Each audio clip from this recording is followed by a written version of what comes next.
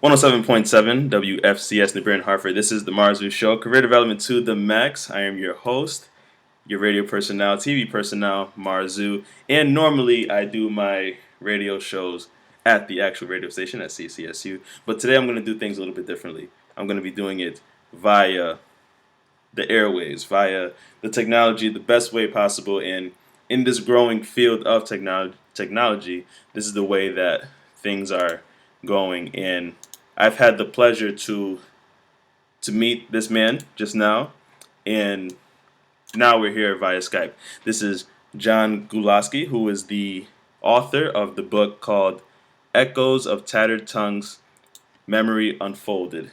And John, it's a pleasure to have you here. Thank you for being a part of this interview, and you will be at CCSU on April 14th, correct?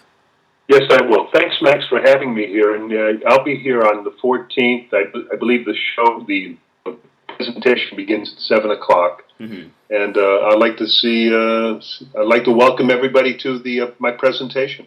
And so this book, Echoes of Tattered Tongues, Memory Unfolded, what was the inspiration of this book? Why did you do this? It was definitely my parents. Uh-huh. I think that I see myself as a writer, but if it weren't for my parents, I would probably be writing about what flowers look like in spring and what the clouds look like on a sunny day. But my parents are really my muse. They're my inspiration. My father spent 4 years in a concentration camp in Germany, Buchenwald. And my mother spent 2.5 years in various slave labor camps in Germany after she saw her mother and her sister and the sister's baby murdered by the Germans. And as I say, my parents are my inspiration. I heard their stories as a child growing up, and what I try to do in my own writing is to capture those stories and to try to tell other people about the stories about my parents and what happened to them and what happened to millions of other people. The Germans had about 12 million slave laborers in Nazi Germany during the Second World War. The Germans, the German guys, the males, the men of the German men were out trying to conquer the world. And if you're trying to conquer the world, you don't have anybody to run the factories or work in the factories, and you don't have anybody to work the farms. You don't have anybody to deliver the mail. And the Germans were firm believers that women should stay home, that they shouldn't involve themselves in this kind of activity. And so the only thing the Germans could do to run the factories and run the farms and keep the whole country running was to find slaves. And they found, the low estimate is that there were 12 million slaves in Germany during the Second World War. And the high estimate, I've seen it as high as 17 and 18 million people that were brought to Germany to do the work that the German men could not do. And that's what I take my inspiration from, the story of these people and the kinds of things that happened to them in Germany during the Second World War. And so in the information that I've received, it says that you were a refugee during the last refugee crisis in the post-World War II in Europe. Yep. And you fled to Germany with your parents and sister in the early 1950s and settled in Chicago. What happened was I was born in a refugee camp in Germany after the Second World War. I was born in 1948 in a refugee camp, and my family, my mother and father, they spent 6 years in a refugee camp after the war. The war ended in 1945, and it wasn't until 1951 that they could leave Germany. It took 6 years for my family to leave Germany, to leave these refugee camps. It was an incredible chaos over there in Germany. You had all of these people who had been slave laborers, 12, 15 million people, and they wanted to go back home, but a lot of them couldn't go back home because the communists, the Soviet Union, had taken over the countries they came from. and they were afraid to go back to the countries they came from. My uncle had been in a concentration camp in Germany as a slave laborer for 4 years. At the end of the war, the United Nations asked him if he wanted to go back to Poland, where he came from, and he said he would. He got on a train. He got on a UN train, went back to his hometown. He got off the train in his hometown, and the Soviet soldiers were there, and they picked him up, and they sent him to Siberia, and he spent the rest of his life in a Siberian concentration camp, a Soviet concentration camp in Siberia. It was just, it was chaos. And, people didn't want to go back to where they came from because they were afraid of stuff like that happening. And so my family waited for 6 years for some country to say, okay, we'll take you. And the country that took us was the United States. And along with the United States agreed to bring in 275,000 refugees of all of these millions who were in Germany. The U.S. brought in 275,000 of these guys, and I was one of the lucky ones who was allowed to come into the United States. And in continuing on with the information, your parents have been taken as slave laborers by the Germans and barely survived. He and his sister were born in a displaced persons camp. Yeah. Now, for those who don't know what a displaced persons camp is, can you just explain that? It's a refugee camp. And the camps, there were camps like this all over Germany because there were 12 million people. I mean, where do you house 12 million people? Imagine Connecticut, yeah? I don't know what the population of Connecticut is. Let's say it's 12 million people in Connecticut, and let's say how do you provide housing for these people, all of these people? What the UN did, the UN was responsible for all of these refugees in Germany, and what the UN did was set up little camps or large camps in some cases all over Germany, and they used former army barracks for these camps. They used former concentration camps for these refugee camps, for these displaced persons camps.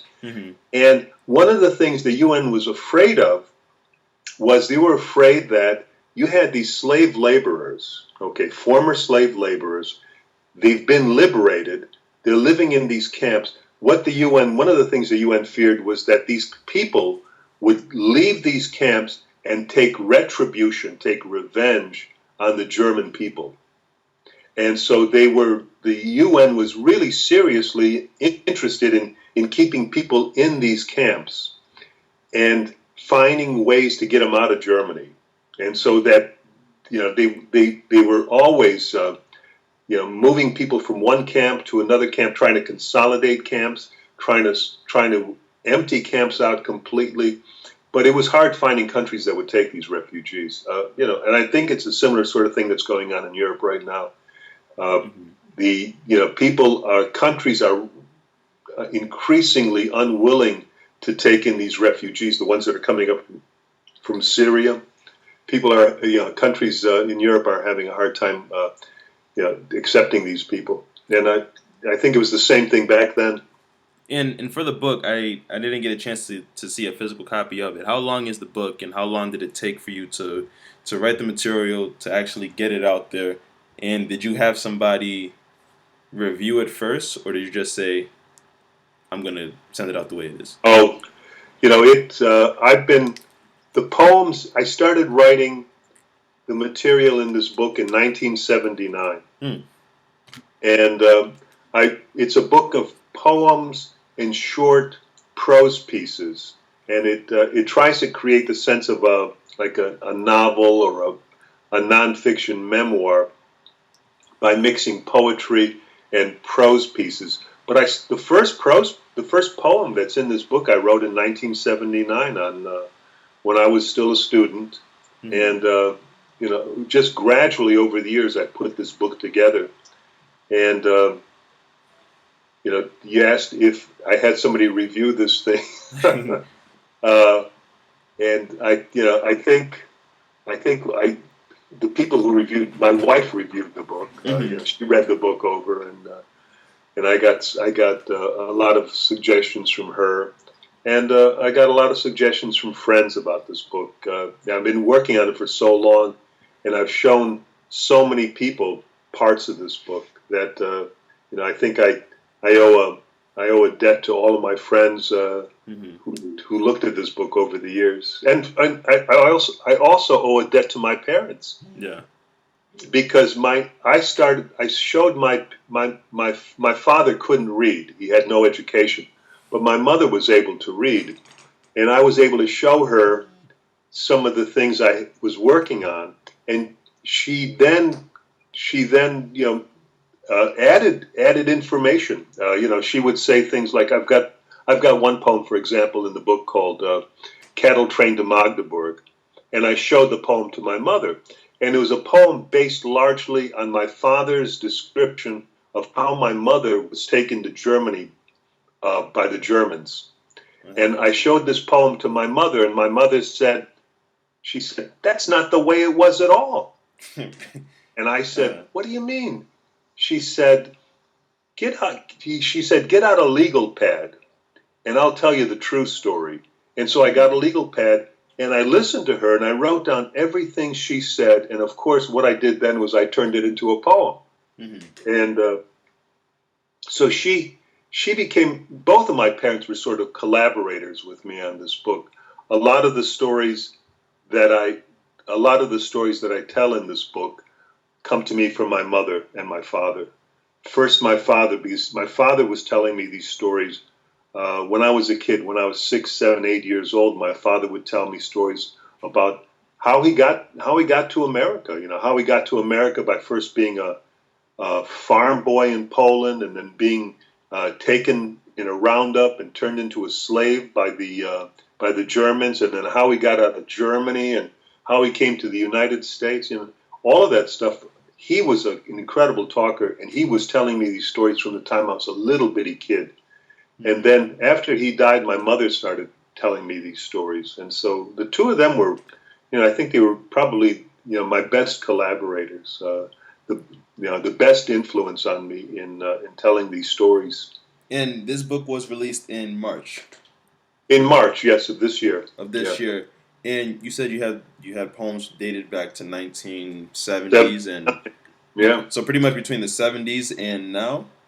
Yeah. I've been, I, I've been working on this book from 1979 until the book came out, and then I still haven't stopped writing. I shouldn't say this, but I really haven't stopped writing the book. Uh-huh. I when I do interviews like this, like you and I are doing right here, Max. Mm-hmm. You're asking me questions, and what those questions do, they trigger something in my memory, and I remember something my father said or something my mother said, and then maybe something that you and I have just discussed right here is going to trigger another piece of writing. Um, I was doing a presentation in Roanoke, Virginia last week, Mm-hmm. and one of the people in the audience asked me a question about my parents' past, and it triggered something in my memory, and I was able to go home after that presentation, and I sketched out something, and that something is going to become another story about my parents. Just something from their past that I'm going to try to get in shape into words, and then maybe if there's a sequel to my book, or if there's like another addition to this book, that'll get into that book. It's just an ongoing process of Mm-hmm. my remembering stuff and having things jar my memory, and then trying to fit that into the narrative of my parents, the story of my parents. And you had things that were dated back to the 70s.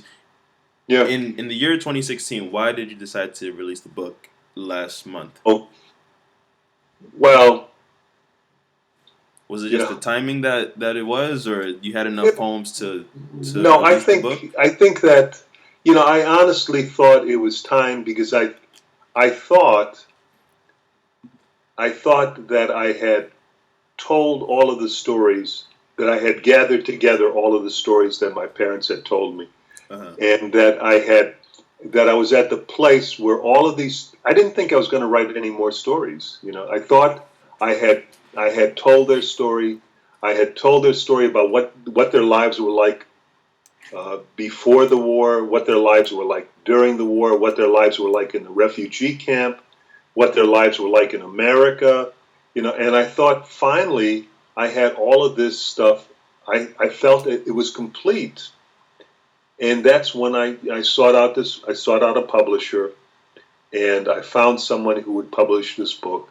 And what surprised me was that after the book after the book was published, I'm getting more inspiration. I'm remembering more things my parents told me, and so I'm thinking, well, maybe a little bit along the way there'll be another book, or at least a part of a book that'll come out. And it was released in March, and you did mention that your father couldn't read.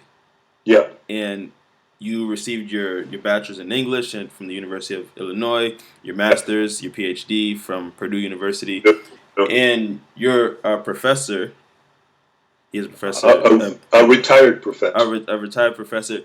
How important was the education, and how much do you stress it to the students that you've taught? Gee, it's funny. It very seldom came up. When I was teaching, I retired 10 years ago, and before that, I was doing this writing about my parents. But I don't think I tended not to share this part of my past with my students, so that I think that if they heard about this book now, they would probably be surprised by it. Let me tell you a story. I had when I told a friend that I was writing, that this book was coming out, and this is a kid I grew up with. This is a guy I grew up with in Chicago. I told him this book was coming out, and I said, I would hope he would buy a copy of this book. And he said, "What's the book about?" I said, "Well, it's about my parents and their experiences during World War II in a concentration camp." And he said, "This is a guy. Remember, this is a guy I've known since I was like 12 years old, 10 years old. He had no idea that my parents had experienced this kind of experience. Wow. He had no idea that they had been in a concentration camp. No idea that they saw. My father was in a situation where he saw his friends castrated, he saw his friends beaten, he saw them hanged, and it was something I never shared with this guy, Mike, who was a really good friend of mine. I mean, it was just something I didn't talk about.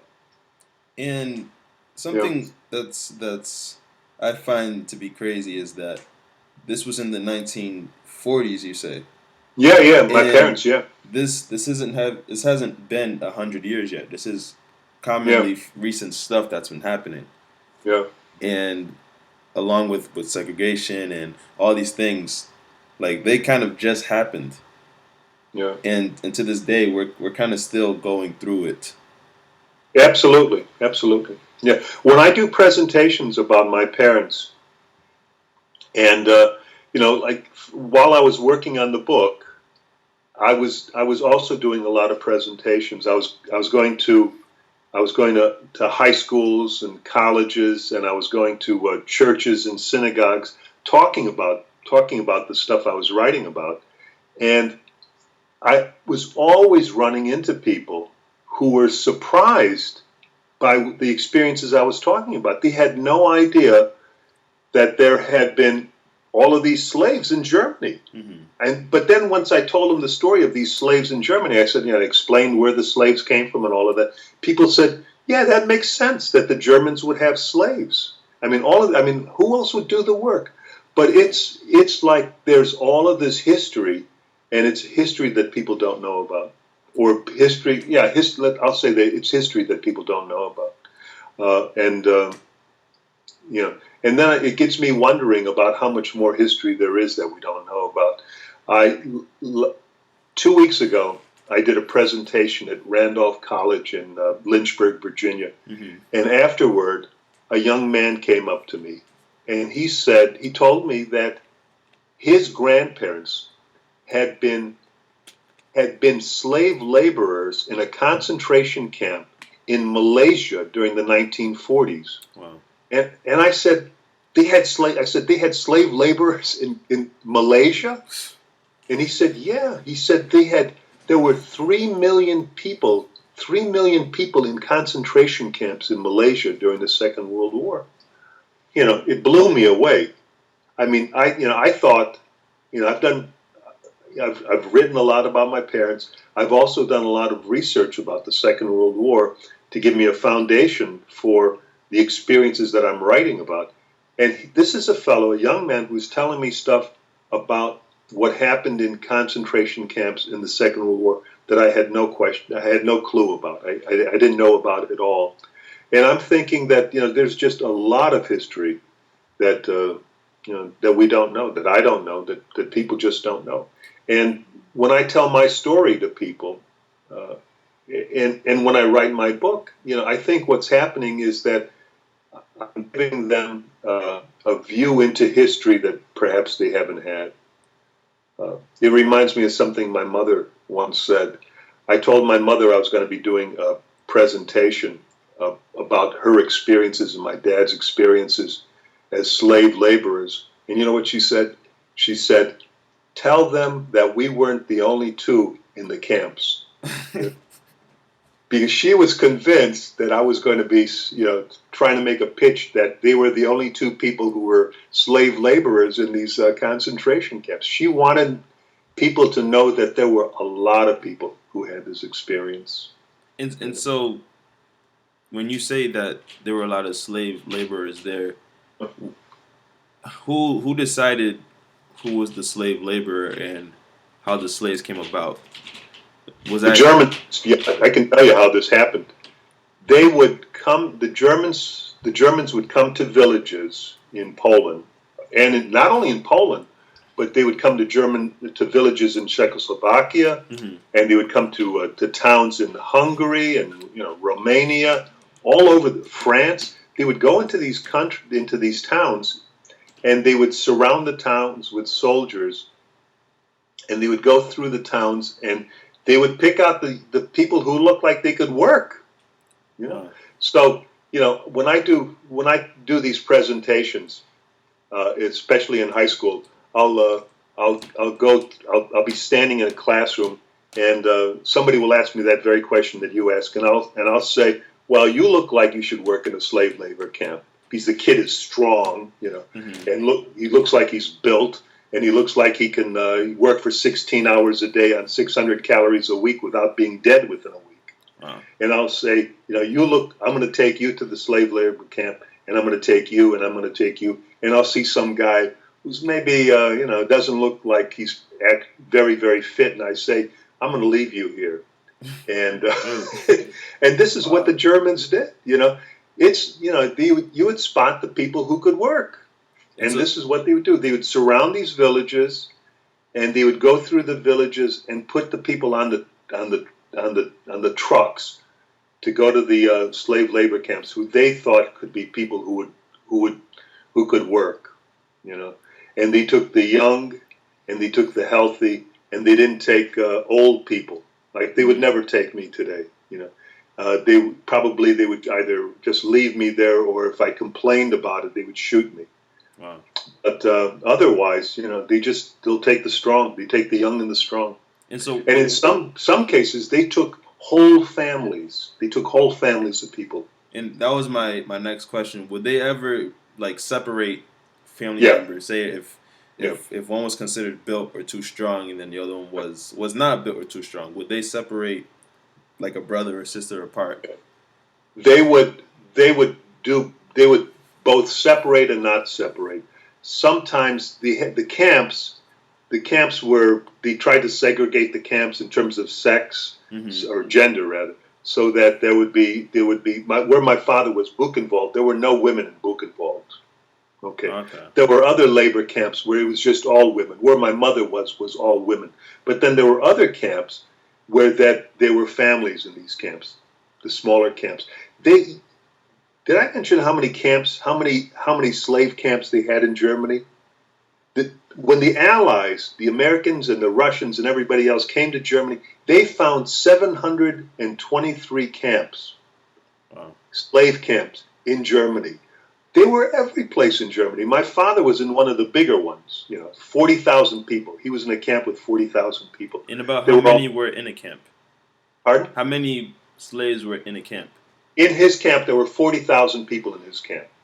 And that was just one camp out of the 700. Oh, yeah, one camp out of the 700. It was one of the bigger camps. My mother was in a smaller camp. In her camp, there were a couple dozen women in her camp. But it was just, there were just all of these camps all over the country. Wow. Yeah. And yeah. And then Easy. And so you are a retired professor. Yeah. And something that I did wanted to ask earlier, whenever you talk about your parents or your family and you go to universities and schools and do presentations, is there ever like a sensitive topic for you? Or No. One of the things, there are no sensitive topics. I feel my father and both my father and my mother both, when they told me these stories, they held nothing back. Mm-hmm. My father told me stories of women having their breasts cut off by soldiers. He told me about friends of his, friends, dear friends of his who were castrated and hanged.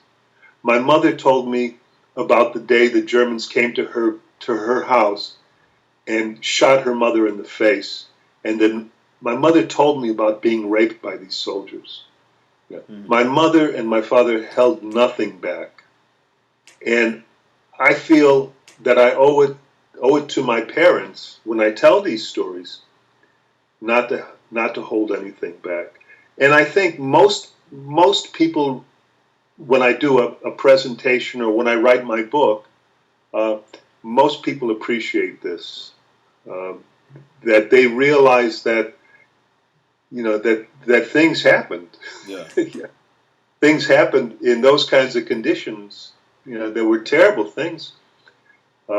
My mother, one of the last stories my mother told me before she died, she told me the story of it was just before liberation, just before the American soldiers came to her camp and freed her and the other women in this camp. Mm-hmm. One of the girls in the camp had given birth to a baby. And in these slave labor camps, the Germans had no use for babies. Oh, man. Because a baby can't work. A toddler can't work. And so what do you do with a baby? And she told me the story of this. They tried to keep this baby a secret among these women. They tried to keep this baby quiet. Mm-hmm. But you can't keep a baby quiet. You can't hide a baby. And the guards found this baby. And what they did was they took the baby by the leg and they smashed it against the wall. Wow. They killed the baby. They wrapped it up in newspaper and they put it in the garbage. And so, if they did that to babies, at what point did they not do that? Because there are people that are like in the army, you would say, and if they're killing babies, at what point did they start doing that? If they're killing these babies when they're born, did that make sense? Right. Try it again. Yeah, so it's like they're killing these babies because they're born, but you have these full-grown adults, and you have people that are. Do you know? My mom, I don't, my mother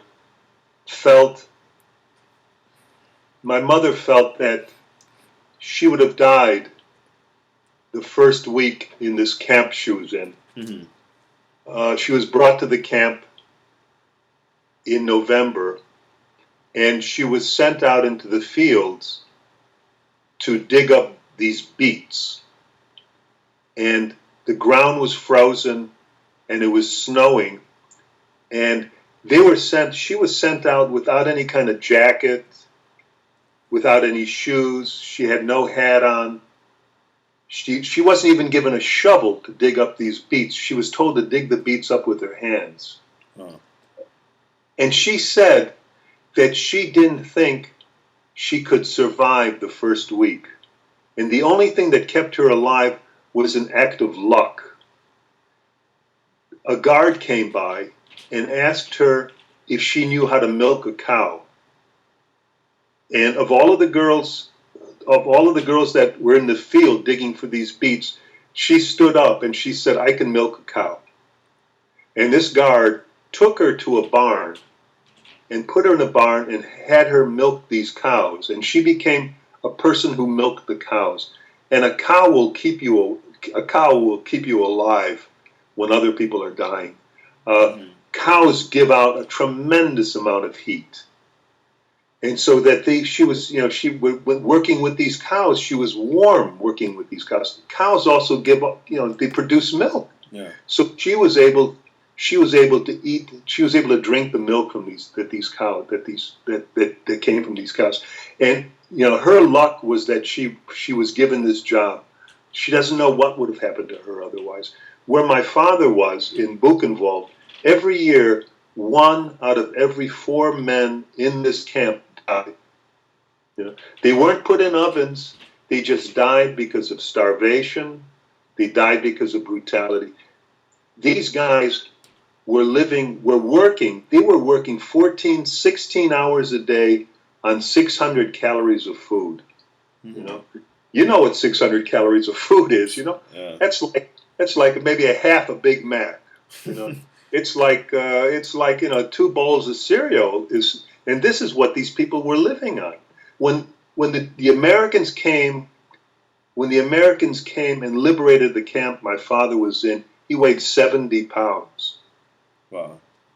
My mother, I guess it was luckier. She weighed 100 pounds. My mother was 5 foot 10 inches tall. She weighed 100 pounds when the Americans liberated her. When I do these presentations, I always ask, how many people here weigh 70 pounds? Mm-hmm. How many people here weigh 100 pounds? You never find people. One time I found somebody who weighed 70 pounds.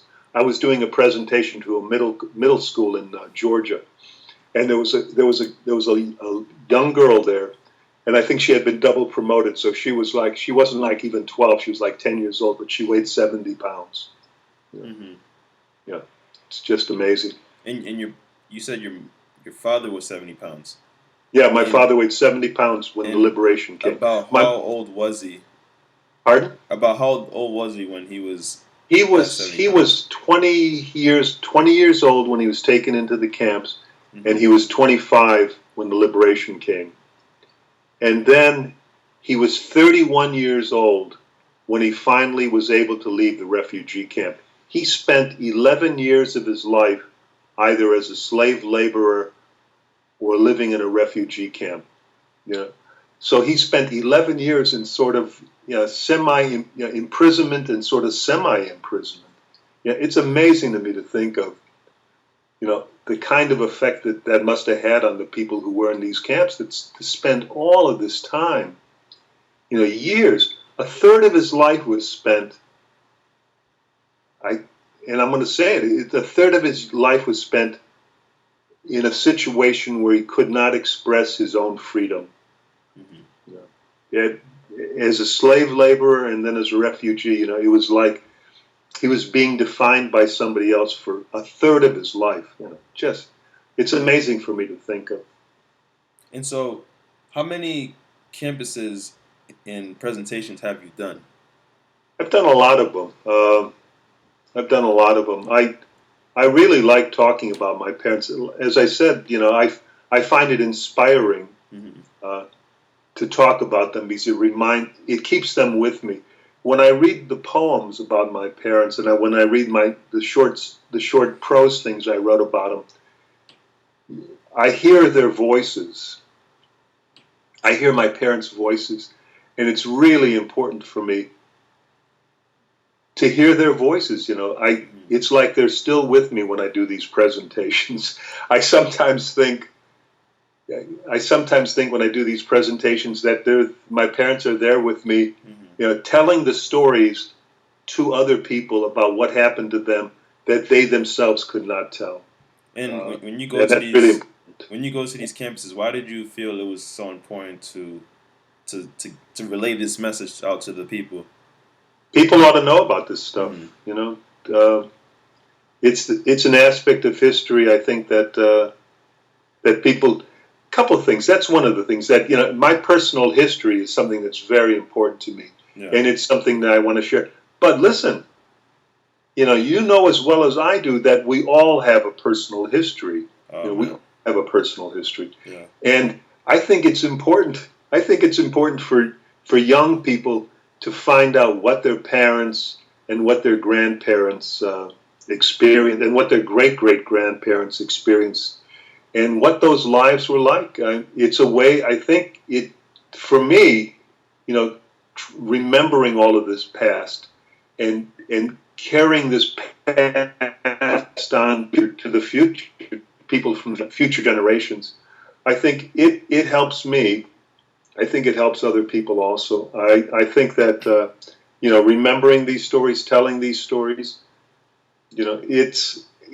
when I go and do these presentations and people come up to me afterward and tell me that they've talked to their grandparents or tried to talk to their grandparents and their grandparents weren't willing to talk to them, I say you got to keep talking to your grandparents, because the past is really important, and we have to listen to the people who came before us to see what their lives were like.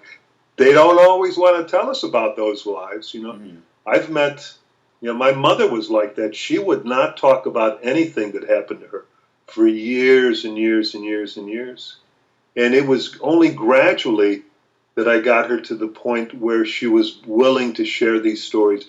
Because for the very simple reason, she thought telling me these stories would hurt me. She really thought that telling these stories about her being raped, or the stories about my grandmother being killed, or about my uncle being sent to Siberia by the Soviets, she thought these stories would hurt me. And so for a long time, she wouldn't talk about any of this stuff. She used to say, this is all, I would say to her, Mom, tell me a story about what happened. And this is what she would say. She would say, I'm only going to tell you one thing. If they give you bread, you better eat it. And if they beat you, you better run away. And this is what if they give you bread, eat it. If they beat you, run away. And that's when my mother. Like I say, but it took a long time for me to get her to the point where she would tell the stories.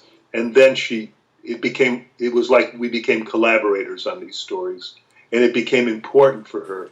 She realized that it was important that other people would hear these stories. It's something that you mentioned way earlier in this interview, maybe about 10 minutes earlier. You've mentioned that your parents never hid the truth from you.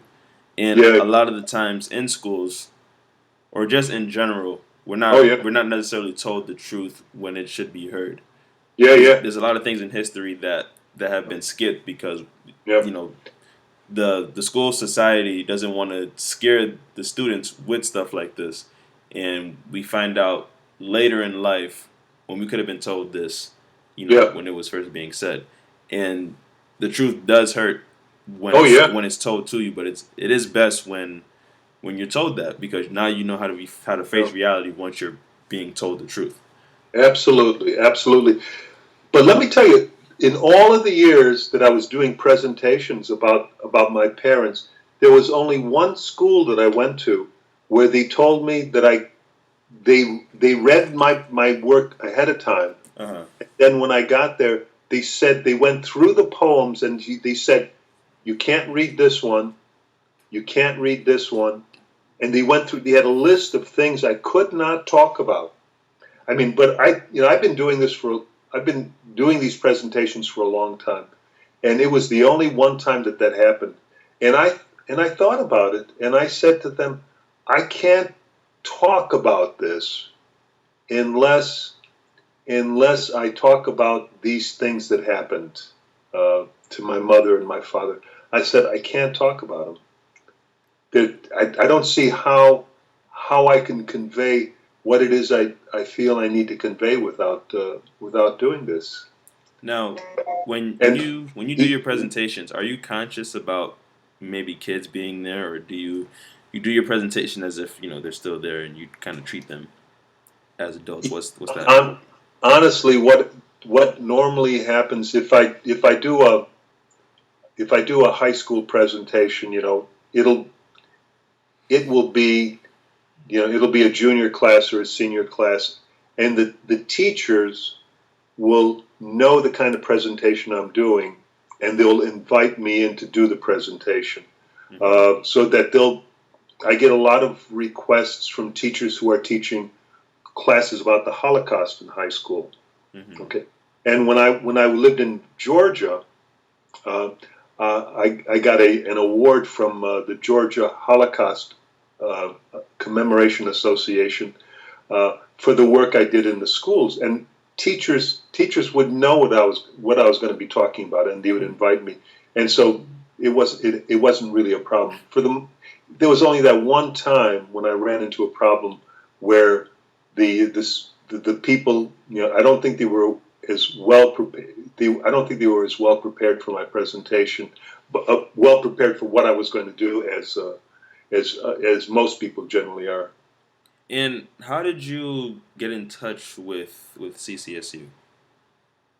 Oh, I did a presentation there about my parents. I think it was about 7 years ago. I did a presentation, okay. Mm-hmm. And it was interesting. I did a presentation there, and I also did a presentation at the high school in New Britain. And I think I spoke to about 1,400 students that day. I can't remember which high school it was. It was a while ago, but I think I spoke to about 1,400 students in one day. It was one of the biggest. I felt like a rock star. It was one of the biggest audiences I'd ever had. Was that the public high school? It was the public high school, okay, yeah. Because I think in New Britain there's only that one public high school. Maybe, yeah. And I'm thinking maybe maybe when I do the presentation Thursday on the 14th, maybe some of those people from that high school will be at the presentation. Yeah, and who knows? There'll probably be a student at CCSU attending your. 7 years later, sure. Attending your event. And on April 14th, what are you going to be talking about? The book. You're doing the book signing. Yeah. What are you going to present to the audience? What should they expect when you get there? What I usually do is I try to spend half the time talking about my parents, mm-hmm. and about what happened to them. And it's the story of my parents, and then what I'll do is I'll read some poems, maybe a half dozen poems that will highlight aspects of their experience, and then what I do for the rest of the time, for the next half hour, is to take questions, and so it becomes a question and answer session, and people come up with really good questions in the audience, and I love to talk with people about my parents. And sometimes it goes longer than that. I did a presentation a couple of weeks ago at Lynchburg College in Virginia, and it turned out to be about 2.5 hours. I did my 30 minutes. I shouldn't say this because people are going to be afraid and won't want to come because they're going to think that they're obligated to stay for 2.5 hours. But I did my 30 minutes of talk about my parents. I said the things I wanted to say about their experiences, and then I took questions, and the people had questions for like 2 hours, and it was really one of the best question sessions I've ever had. It was really it was inspiring for me to listen to those questions and to talk to people about my parents. And it seems like you get a lot of fuel to to speak about this from your parents, and Oh yeah, absolutely. I can definitely feel the passion in Yeah, it. yeah. And God, As I said, when I do these presentations, it just connects me with my parents. When I write when I write about them, when I was doing this writing, a lot of times I would hear my mother's voice and hear my father's voice telling me these stories, and for me, the most successful poems I've written are the ones that my parents speak directly in. mm-hmm. You know, the ones that have pieces of their. I mentioned a little while ago that thing about uh, if they give you bread, eat it. If they beat you, run away. My mother used to always say that, and it's something that it's in my poems. I mean, that Yeah. very phrase is in my poem, and there are a lot of phrases like that. My mother used to say, "Don't be such a baby." She would tell me these stories, and I would say, "Ma, I don't want to hear this," and she would say, "Don't be such a baby." So that piece of dialogue, I guess, is in the poems also. And for me, those are my favorite poems. The poems where my parents are still talking and still Yeah. talking to me in those poems. And in closing, where can the audience find your book? Where can they locate it? They can find my book on Amazon, Mm-hmm. and also they can find it at Barnes and Noble. They can go to any Barnes and Noble store in America, and they can buy the book at Barnes and Noble there. Um, So Amazon or Barnes and Noble. The night of the reading, the night of my presentation, Yeah. there's going to be someone. There'll be books will be available for sale there, and I'll be happy to autograph any and all of the books that people want to buy. And Okay. in any social media, anywhere where the people can find you, do you have a website?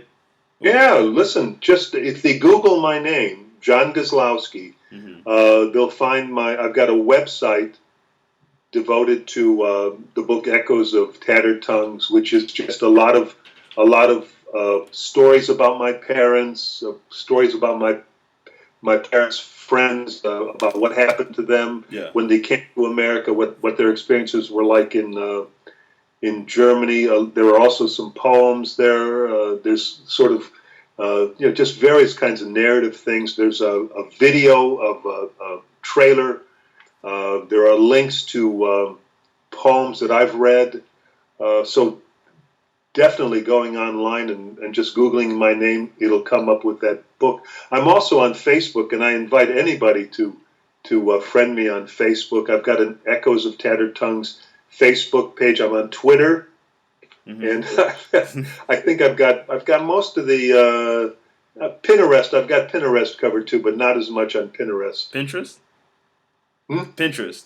Pinterest. I even Okay. misspelled it. I misspoke it rather. I was like, Yeah. Pinterest. What app is that? But the website and Facebook and Twitter, I do a lot on there. Okay. Well, John, I definitely appreciate Max, doing this interview enjoy. with you. And Max, well, I would have liked to have heard more from you, Max. I feel I've monopolized this conversation. Maybe we can talk some more, and you can tell me well, about your story and your parents and grandparents. of course, we'll definitely stay in touch. And Great. something that I want to do, I want to. Are you familiar with Snapchat? Snapshot? Snapchat? No, no, I don't think so. It's another app that's one of the popular ones that are out there. Okay. And I just want you to do like a little hello, or it's a quick little video. You're not going to make fun of me, are you? No, not at all. So you could just say hello to the people that are watching this. Hello, hello. Hey. John Guzlowski will be at CCSU April 14th at 7 p.m. So make sure you check that out for everybody that's watching this. And of course, it was definitely a lot of fun. Great. And we'll stay in contact. Great, Max. I enjoyed talking to you.